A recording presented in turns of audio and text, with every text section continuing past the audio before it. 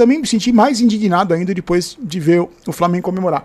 E veja bem, eu não sei se com você acontece isso, não é uma questão de raiva do Flamengo, que raiva do Flamengo. Não, é inveja porque eu digo inveja de pensar que a gente já comemorou igual, a gente já teve essa mesma sensação de ser campeão brasileiro, ser campeão da Libertadores, ser um time que dominava o futebol brasileiro, que era protagonista.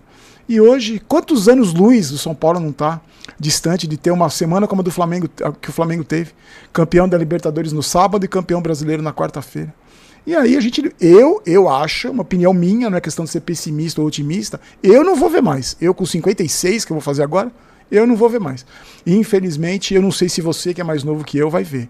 Mas vem dos comentários aqui, e na coletiva do Crespo ele falou um negócio importante também, que o Crespo dá os recados também, não quer nem saber, mas eu acho que ele fez um pedido que eu acho impossível de ser cumprido, que os caras façam para ele, atendam esse pedido, porque a gente conhece essa diretoria nefasta, esse presidente nefasto do São Paulo, mas nos comentários, que eu separei alguns para vocês aqui, vocês vão ver que realmente a indignação o São Paulino não aceita, não toma mais tapa na cara e fica quieto, tirando os emocionados, aí a bochechada, que isso aí não adianta, isso aí a gente sempre vai ter uma meia dúzia de gato pingado, mas que é a minoria, graças a Deus é minoria, porque se fosse maioria o São Paulo já teria acabado. Olha o que o Crespo falou, gente. O Crespo está preocupado porque ano que vem é eleição do São Paulo e você sabe, se os caras abandonarem o clube agora, né, em dezembro de 2025, imagina em 2026 se os caras não vão abandonar com a fome, o desespero de poder que esses caras têm, né? E aí ele falou o seguinte, olha só, vou abrir aspas para você ter a noção exata do que ele falou. Abre aspas. Para todos que terão objetivos individuais, ou seja, todos os famintos de poder, os abutres, né? Esses objetivos colocam todos juntos em um único objetivo coletivo, que é o São Paulo, a coisa mais importante. Acho que vai ser difícil. Eu também acho, Crespo, que vai ser difícil. Eles colocarem o São Paulo em primeiro lugar é difícil. Eles têm uma responsabilidade muito grande, é um ano muito político. Vou pedir uma coisa apenas, que esse ano político não condicione o ano do elenco. Fecha aspas. Agora, esquece, ninguém vai estar nem aí pro elenco, ninguém vai estar nem aí pro São Paulo, é o desespero dos abutres pelo poder, das múmias lá, vai ser um pega pra capar, o tal do Tagarela querendo ser presidente, vai ser aquela gente que a gente sabe cedo, ainda tô falando da volta do Marco Aurélio Cunha, mas a gente vai passando os panoramas para você, porque muita coisa pode mudar, porque lá no São Paulo é assim, nos conselheiros eles são de oposição, aí amanhã são de situação, aí amanhã são oposição de novo, aí são de situação de novo. Eles mudam, porque não tem convicção nenhuma. Não tem a grande maioria, né, das múmias, eles não têm ideal, eles não são idealistas pelo São Paulo, eles não estão preocupados com o São Paulo. É isso que o Crespo falou, é o objetivo individual de cada um. Porque eu quero aqui, eu quero isso, eu quero aquilo em troca disso. Então, o São Paulo é o último lugar. Para essa gente, a gente está vendo. Isso não é uma opinião minha. A gente está vendo que o São Paulo, para essa gente que comanda o clube, desde o terceiro mandato do Juvenal, o São Paulo é o último da fila para esses caras. O que menos importa é o São Paulo. É o bem do São Paulo, o crescimento do São Paulo, a instituição. O que menos importa. O que importa é o ego, o que importa é satisfazer os desejos pessoais, os projetos pessoais de cada um. É isso que importa. Só a vaidade e o ego. Mais nada importa para essa gente. E aí, só que a gente não tem que também que transformar esse elenco em coitadinho. Porque estão pensando na eleição, esqueceram da gente aqui. Vai Crespo também, vai. É um bando de marmanjo acomodado aí que só joga só corre quando quer, porque não tem cobrança, não tem nada.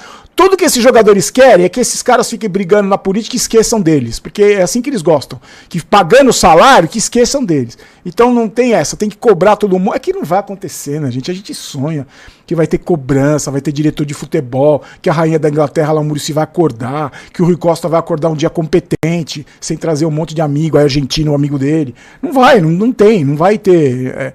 A gente não acredita em milagre, eu não acredito em milagre. Mas, Crespo, eu acho que você vai ter um ano tão difícil quanto nós, torcedores. Espero que não, espero estar errado. Aí eu tava vendo, não vi as notícias de hoje, mas o Alan Frank e o Luciano sentiram dores, né? Então já são dúvida contra o Vitória, lógico. E até sábado vai aparecer mais, com certeza vai ter umas dorzinhas aí, porque vai ter que viajar pra Bahia e... jogaram barradão, com Vitória tentando fugir do rebaixamento, e sei não. Eu prevejo mais jogadores sentindo desconforto muscular, dores ali, ai não... Vamos lá, olha os comentários aqui, gente. O Nedzo fala o seguinte: Barolo, essa vitória só me fez ficar com mais raiva. Vários São Paulinos bochechas venenas parece que têm memória curta, comemorando como se nada tivesse acontecido. E eu, enfurecido com esses jogadores de M, que claramente têm o mínimo de capacidade de não tomar uma goleada, mas tomaram 6 tapas na cara do Fluminense. Mas no fim, Barolo, quem tomou esses tapas fomos nós. É isso, velho, porque os caras não estão nem aí, não estão nem aí. A humilhação fica para nossa conta. Esses caras não estão nem aí. O Felipe fala o seguinte, ó, olha o que ele relembra aqui, ó. Infelizmente, as humilhações estão se tornando comuns. 5 contra o Palmeiras no ano passado, a goleada contra o Vasco, 6 contra o Fluminense, a eliminação contra o time da Série B na Copa do Brasil, a gente nem percebe mais. Tem várias pessoas que lembraram isso também. Que não foi só o 6-0. Teve um amigo que falou, Barolo, você tem que falar das outras goleadas. É que é humilhação demais, né? O Gui falou o seguinte, sabe o que me desanimou? Ver a nossa torcida gritando olé pra torcida do Inter.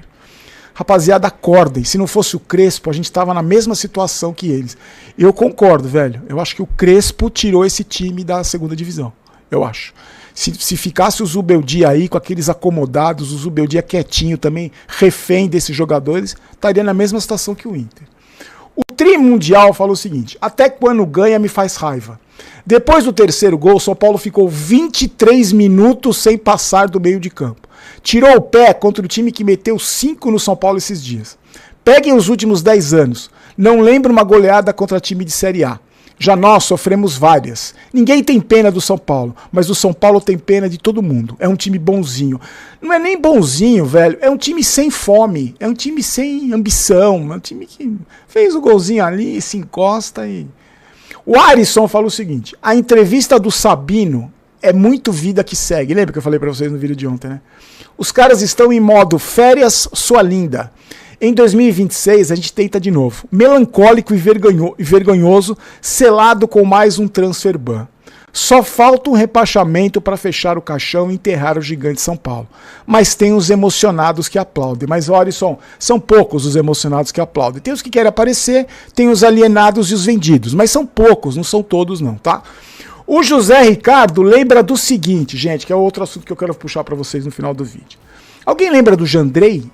Foi rebaixado com Juventude. Eu não só lembro, Zé Ricardo, como eu vou te avisar, o Jandrei vai estar de volta no ano que vem. Porque o tal do Rui Costa renovou o contrato dele por 3 anos. 3 anos. E ele volta no ano que vem. E aí tem muita gente falando, lista de dispensa, lista de dispensa. Que lista de dispensa, gente? Os caras vão trazer o Jandrei de volta. Não tem lista de dispensa. O clube falido, o clube caloteiro, o clube que sofre transfer ban. Não vai ter lista de dispensa, vai dispensar esse cabeça de bagre e vai jogar com quem? Com os moleques do Sub-12? Então, tomem muito cuidado com essa história de lista de dispensa, porque quando a coisa aperta, quando a coisa fica muito vergonhosa, sempre tem alguém que fala, lista de dispensa, reformulação, vai mudar tudo no ano que vem. Sabe, quantas vezes a gente não escutou isso já da boca desse presidente aí? Quantas vezes? Não, porque ano que vem vai mudar, precisa mudar, vai reestruturar, e vai sempre tá sendo o mesmo blá blá blá de sempre. Quando a coisa aperta, esses caras jogam pra torcida, prometem um monte de mudança, chega janeiro, nada acontece, eles compram 2 bicicletas ergométricas, falam que resolveram o problema do Refis Plus, aí tira o médico lá, um incompetente, coloca, ele sobe, ele cai pra cima, aí vai ser coordenador não sei do que, aí arruma outro cabeça de bagre pra fazer o elo entre a base e o profissional e continua tudo do mesmo jeito. Os 4 anos e meio da gestão Casares foram assim, gente, foram assim. Todo final do ano é promessa, todo final do ano vai mudar, todo final do ano vai melhorar, no ano que vem vai ser melhor, porque não pode ser pior, vai ser melhor, e cada ano é pior.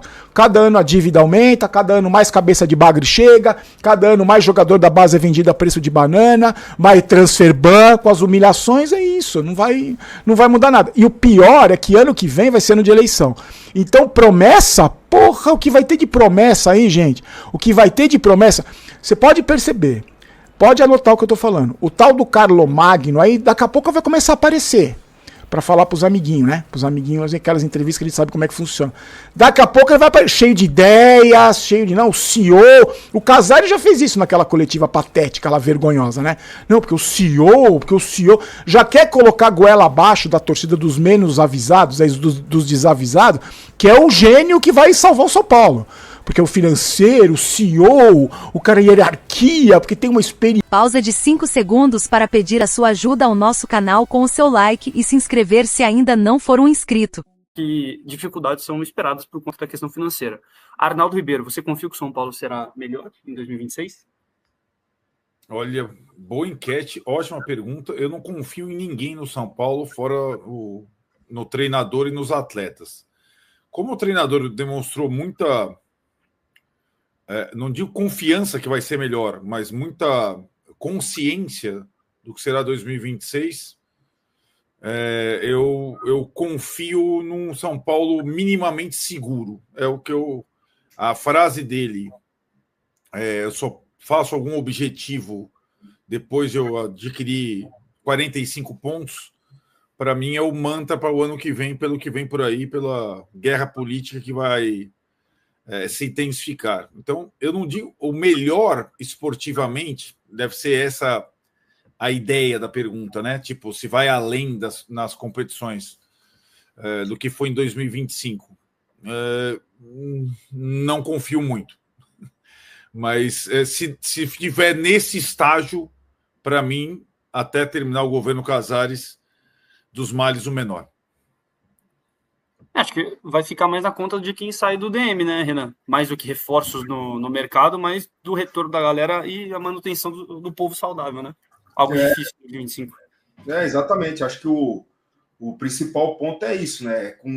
Com quem o Crespo vai poder trabalhar, né? Quando ele olhar para trás, quando ele olhar para o banco, quando ele tiver que variar, quem ele vai ter à disposição.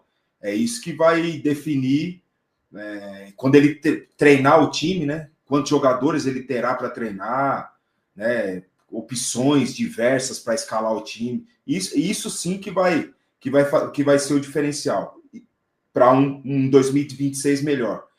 Mas isso passa por um planejamento inicial, que há quantas semanas que nós estamos falando aqui? Já deveria ter começado, né?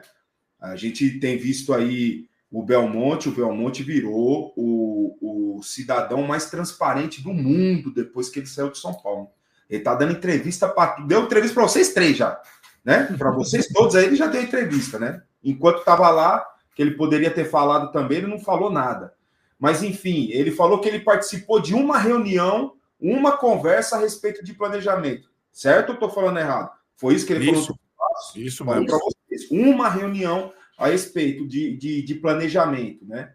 Então, eu vejo o planejamento para o ano que vem já atrasado, sabendo que financeiramente não vai ter muita coisa, e acho que o desempenho passa muito por isso. Sem esquecer da dificuldade que será o Paulista, com todos já logo no início, o primeiro jogo lá em Mirassol, uma confusão danada para esse campeonato, 8 jogos apenas, brasileiro logo no começo do ano, então... É um desafio muito grande para o São Paulo ano que vem. Um desafio muito grande, mas muito grande mesmo. E concordo com o Arnaldo. Se acabar, hoje é dia 4 de dezembro, dia 4 de dezembro de 2026, nós tivemos nós quatro aqui fazendo esse programa, na situação que o São Paulo está hoje, pô, cara, fechamos bem essa péssima gestão do São Paulo. E aí, Gabriel, dá para ser melhor em 26 do que foi em 25? Eu acho que essa enquete ela tem algumas enquetes dentro, né, pra gente poder responder. Você confia em Júlio Casares? Para mim, não. Você confia nos agregados do Casares? Para mim, não. Você confia em quem vai contratar para a próxima temporada? Não. Agora, você confia no Hernan Crespo e no elenco? Para mim, sim. E esses caras podem fazer uma temporada melhor para esse São Paulo. Acho que o São Paulo vai precisar contratar, vai precisar ter alguns pontos de volta do DM e talvez até reforçar o próprio DM para não ter tantas lesões como teve essa temporada, né? Tantas ausências, preparação física, fisiologistas, talvez tenha que haver uma mudança grande também de processo no São Paulo. Ontem o Crespo ele deu, além da letra, né, da corrida presidencial, que a gente vai falar certamente, 2 letras importantes. A primeira, a temporada começa em 1 mês, então não é que vai ter um tempo mirabolante para você pensar. E a segunda letra... Gabriel, a temporada, não é pré-temporada. Sim, a temporada, não tem pré-temporada. Vão ser 7 dias de folga praticamente e já volta para jogar. E a outra letra importante que ele deu é, independente, se for pré-Libertadores ou Sul-Americana, tem que fazer o time da mesma forma. E eu tô de acordo com ele também. Então já era para ter sido começado esse planejamento. Entendo, não vai dispensar ninguém agora, tem jogo para rolar e tudo mais. Mas já era para ter sido feito esse planejamento, já era para ter sido mais encaminhado esse próximo planejamento aí do São Paulo para a próxima temporada. É um ano muito político do São Paulo. O São Paulo não vive um ano político dessa forma há um bom tempo, não me lembro qual foi o último, porque a eleição do Casares, né, contra o Natel já era muito pró-Casares, já era muito favorável a ele. A última eleição que o reelegeu, ele foi candidato único, né? Talvez a última que teve um pouco desse componente foi a eleição Leco versus Pimenta, que também não foi no nível que vem sendo conduzida essa próxima eleição, que já começou no São Paulo. Então, sim, é um ponto de extrema preocupação a próxima temporada. E o Campeonato Paulista, como você bem pontuou também, Renan, tem só 8 rodadas. E são 3 clássicos e um jogo contra o Mirassol no Maião. Então, assim, tem 2 jogos, entre aspas, tranquilos para o São Paulo, Portuguesa e Primavera. De resto, meu amigo, não tem jogo tranquilo. E aí o São Paulo tem que começar o ano lá em cima. E fora de casa, o São Paulo só tem um jogo com torcida. Sim. É isso. Certo? Exato. Não, só um jogo com torcida fora de casa. Isso também diz um pouco sobre o bastidor do clube, né? Isso não pode acontecer. Sem dúvida. Isso não pode acontecer. Desculpa, tá tudo errado. Como disse o Arnaldo, carnificina, né? No Campeonato Paulista. São Paulo entrando. Você abre contra o Mirassol, fecha contra a Ponte sem torcida, joga contra Corinthians e Palmeiras fora. São Paulo é o café com leite do futebol brasileiro na gestão Casares, né? Tabela, escala de arbitragem, mando de campo. É fácil, como tomar doce de criança, né? E se você reparar, né, Renan? Quando a gente estava lá conversando porque o Belmonte saiu essa semana, mas já tinha sido divulgado. Ele estava no Congresso do Campeonato Paulista, certo? Deu a última entrevista antes da saída, foi ali na pós-sorteio do Campeonato Paulista. Os caras não se deram conta. Na qual disse que não saiu, inclusive, né? Não se deram conta da Arapuca, que é esse campeonato. E a pior tabela é a do São Paulo. A pior tabela disparada é a do São Paulo. Bom, vamos falar então em 2026, porque, aliás, dá uma parcial da enquete, né? Depois eu dou a parcial, porque já travou aqui o negócio. 2026 do São Paulo começa cedo, né? Como a gente falou, aliás, não só do São Paulo, né? O 2026 de praticamente todos os clubes. Mas antes disso tem uma janela de transferências de poucos aportes, pelo menos a priori. Mas, notícia do Gabriel sai do Pedro Lopes nessa semana, que o São Paulo, pelo menos, tem conversas iniciais por um aporte financeiro com a Galápagos de 200 milhões. Fala sobre, Gabriel. É isso, né? A informação que eu e o Pedro Lopes trouxemos no site do UOL é que o São Paulo conversa com a Galápagos, gestora Galápagos, que já faz o FIDIC, né? E o FIP de Cotia virou FIP da Barra Funda, era a brincadeira que a gente estava comentando, né? O FIP de Cotia não passou, não avançou no Conselho Deliberativo, nem foi a voto, né? Por entenderem que não seria aprovado, e agora surge essa possibilidade aí desse fundo de contratações. Seria uma sociedade do mercado de transferências do São Paulo, praticamente. Então teria esse aporte, né, de 200 milhões de reais, em troca da participação na venda de jogadores do São Paulo. Ou seja, caso as partes definam que isso vai valer 40% por duas janelas, ou por 2 anos. Caso o Luca vá para o CSKA Moscou, né, que é um destino que gosta de vender o São Paulo na próxima temporada por 100 milhões de reais, o fundo vai ganhar 40 milhões, já que tem 40%. Isso é algo que está sendo conversado entre as partes, né? Eles estão conversando, ainda é considerado bastante embrionário, mas essa letra foi dada pelo Júlio Casares, quando ele fala na entrevista que não estava indo para os jogos porque estava buscando formas de conseguir investir na próxima temporada. Daí surge a ponta para a gente começar essa apuração e entender as ideias, né, passadas pelo presidente do São Paulo. Facilmente com o que já paga para os jogadores que lá estão. Isso sem falar Caleri, Lucas Moura, Luciano, Oscar, Arboleda. Aí é salário astronômico, 1,5 milhão, 2 milhões, aí é salário astronômico que o São Paulo paga. Então, a salário do Cebolinha Cebolinha o São Paulo teria para pagar com o pé nas costas. Acho que seria difícil a questão do passe, mas ele tá saindo do Flamengo, né? Não seria algo de outro mundo, não. Mas eu traria o Gabigol, galera. De verdade mesmo. Gabigol, pra mim, ele é um cara que tem muita personalidade. Os jogadores adversários têm medo do Gabigol. São Paulo acabou... O Caleri pode deixar o São Paulo para ir pro Boca. Eu acho difícil, mas pode deixar o São Paulo ir pro Boca. Nós perdemos todos os centroavantes nessa temporada. Perdemos o André Silva, perdemos o Rian Francisco, o Caleri.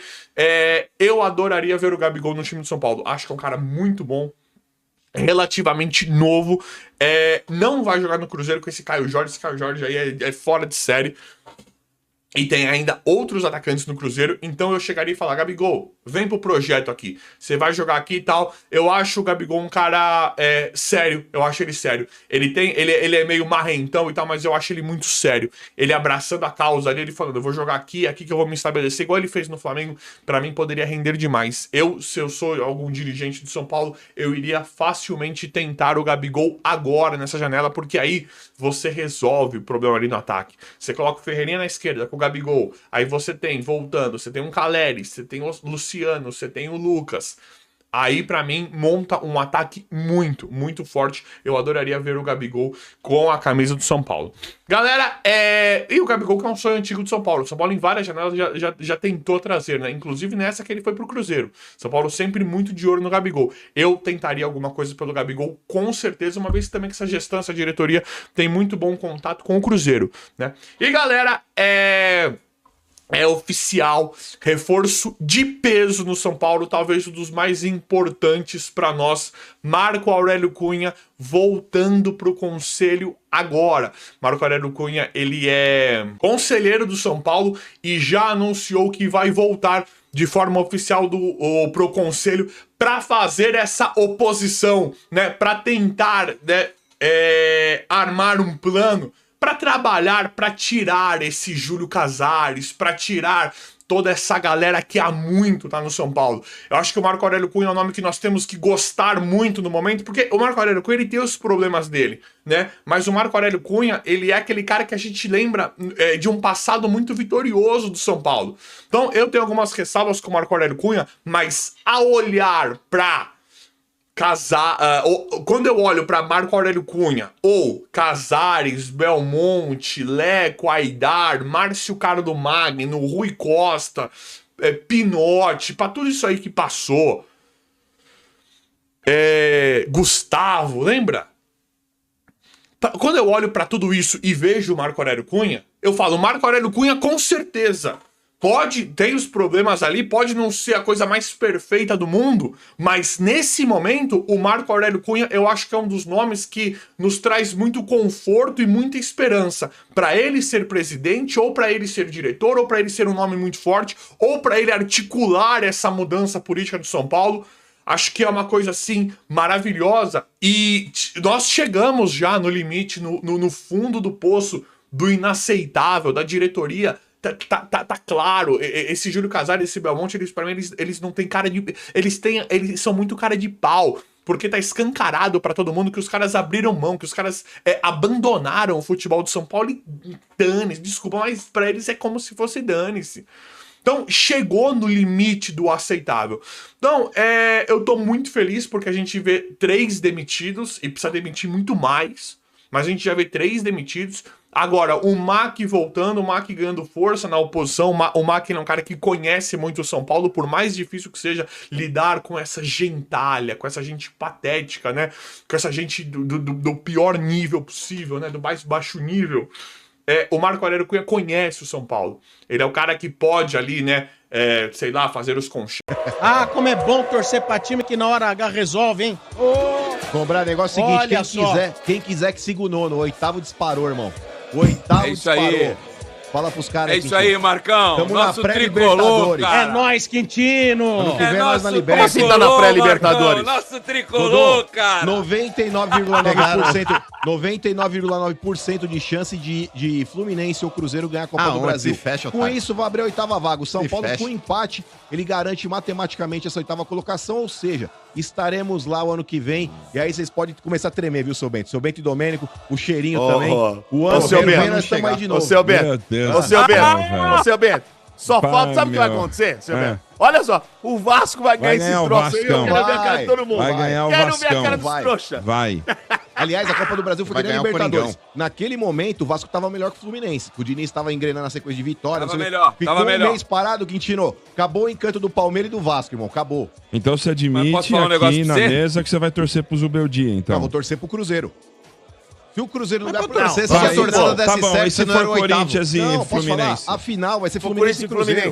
Não, a final vai ser... Tudo bem, e se for Fluminense e Corinthians? Já tô cravando aqui, a final do também acho que será isso, Marcão. Mas e se for Corinthians e Fluminense? Vai torcer pro Zubeldia? Eu torço pro Fluminense. Torço pro Fluminense. Não. Fácil. Mas o Zubeldia tá no Fluminense. Se a torcida de vocês desse certo, seu time não era o 8º colocado do Campeonato Brasileiro sem ganhar nada. É o que eu preciso pra estar na Libertadores. Vocês estão onde? Eu sou campeão paulista e tô na final da Copa do Brasil. Que final? Já passou pelo Cruzeiro? Já passou pelo Cruzeiro? Aí depois com essa cara de pano... Dá licença, mano. Olha! Esse aí é o mais criador de meme do Estádio 97. Depois a gente vai entrar na manchete do Corinthians, mas aqui, mais uma vez, ele banca, não, porque tem que pôr Guinegão, porque tem que pôr não sei o que, jogou bosta nenhuma. Você nem viu o jogo, seu otário. Mas não jogou, fez o quê? Nem viu o jogo bem? Pra mim, Dieguinho foi muito bem, o Guinegão novamente, foi bem e o Vitinho também. Você viu o jogo? Você não tava vendo o jogo do porco? Não, falei. Fala aí do jogo, pô. 3x0. Vai falar desse catado aí. Legal o seu. Aliás, você corre o risco de perder a aposta do Pedrinho. Dá uma segurada aí, trouxa. Já era, trouxa. Com relação ao jogo aí, seu Bento, virtualmente o Internacional já pode abraçar o Juventude e o Sport. Pra mim já caiu ontem. Aliás, bem feito aí, tava falando a respeito aí da Libertadores. Os caras ganharam da Libertadores de nós, em cima de nós em 2006 e 2010 aqui em pleno Morumbi também os caras tirou nós. Então, bem feito. Vamos ter que meter mais uma ainda. Outro rebaixamento pra pagar essas porras dessas Libertadores que o cara tirou nós. Mas enfim. Em relação ao jogo, seu Bento, o São Paulo pode rebaixar indo Vitória. Não, mas aí nós empata, que os caras garantem a 8ª colocação e dá mais um pontinho pros caras brigar ali, tipo, pá. Não, mas o fato de rebaixar o Vitória não quer dizer que o Inter não caia. E eu não acho que o jogo de domingo vai ser molezinha, não, hein? Não, o Vitória precisa ganhar. Pra não depender de lá, eles estão fazendo a parte lá. Domingo, porque eles dependem deles, não é? Sim. Se vencer, não cai. São Paulo já desde os primeiros minutos ali já conseguiu 2 cabeçadas com o Luciano. E aí nessa terceira oportunidade ali com o Sabino, né? Uma bola alçada na área pelo Ferreirinha, abriu o placar. Falei do Sabinão ontem aqui. Grande Sabino Beckenbauer. Fala, Marcão. Parece o Rudiger, ô Quintino, Sabino. Maravilhoso, sensacional. Mas assim, ô Quintino, o Sabino, mano, ele tem sido um dos zagueiros mais regulares do São Paulo. Por incrível que pareça, é um cara que não tem tanto status ali quanto o Alan Franco, Arboleda, Ferrarese, mas conseguiu se consolidar, principalmente por ser um zagueiro canhoto, ali facilita também a saída de bola. Pelo lado esquerdo ali, tem ganhado as suas oportunidades, na minha opinião, tem correspondido. Aí o Mike ainda, já no primeiro tempo, acabou marcando o segundo gol, a bola desvia no meio do caminho lá, né, mata o Rocher. E depois, no segundo tempo, o São Paulo criou inúmeras oportunidades, o Internacional também veio pro jogo ali, criou algumas situações, parou no Rafael, que aliás vem fazendo um grande campeonato brasileiro, independente da condição do São Paulo na tabela, eu acho que individualmente falando, o Rafael fez um bom campeonato, né, e aí pra sacramentar essa goleada do São Paulo pra cima do Internacional, o Luciano fez um golaço. Né, cara a cara com o Rocher ali, meteu uma coberturinha por cima ali e sacramentou. Não apaga, eu acho que o vexame que foi contra o Fluminense lá no Rio de Janeiro, mas... O novo atacante está de saída do São Paulo, após não receber as bênçãos de Hernan Crespo para atuar no tricolor paulista. Desde sua chegada do clube, o atacante em questão ficou encostado e, consequentemente, não foi utilizado da forma que gostaria. O tricolor trabalha nos bastidores para enxugar a folha salarial do clube com atletas que não têm sido aproveitados.